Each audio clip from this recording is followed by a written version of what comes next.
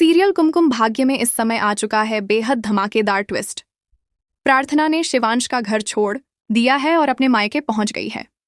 घर पहुंचते ही वह अपनी मां को बताती है कि उसने हमेशा के लिए शिवांश को छोड़ दिया है और उसे तलाक दे दिया है।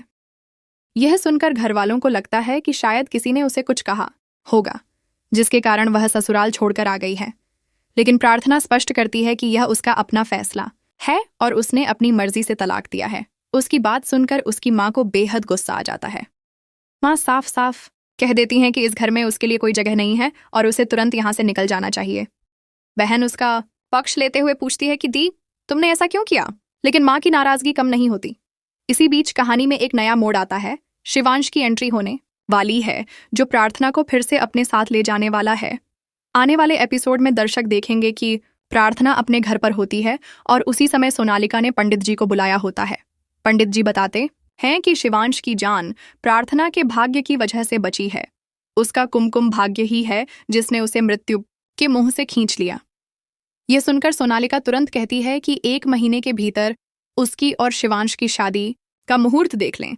पंडित जी मना कर देते हैं और कहते हैं कि ऐसा संभव नहीं है।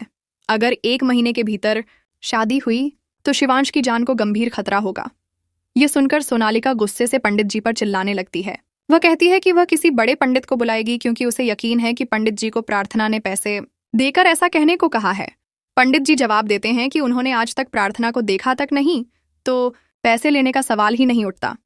उधर प्रार्थना घर छोड़ने की तैयारी करती है। जैसे ही वह निकलने लगती है, सोनालिका उसका बैग चेक करती है और उसमें से शिवांश की फोटो निकल आती है। इसे देखकर सोनालिका हंगामा खड़ा कर देती है और कहती है कि वह यह फोटो साथ नहीं ले जा सकती। लेकिन प्रार्थना साफ शब्दों में कह देती है कि वह फोटो लिए बिना कहीं नहीं जाएगी। आखिरकार बुआ माँ सोनालिका से कहती हैं कि उसे फोटो ले जाने दो, वरना वह जाएगी नहीं। प्रार्थना अपने घर पहुंचती है और सबको बताती है कि उसने शिवांश को हमेशा के लिए छोड़ दिया है। ये सुनकर उसकी माँ और भी नाराज हो जाती हैं और गुस्से में उसे घर से बाहर निकाल देती हैं। तभी शिवांश वहां पहुंचता है। वह प्रार्थना को इस हालत में देखकर बिना देर किए उसे अपने घर वापस ले जाता है। इस पूरे घटनाक्रम से बुआ माँ अनजान रहती हैं, लेकिन जल्द ही शिवांश की बहन उनके पास जाकर बताती है कि प्रार्थना वापस आ गई है।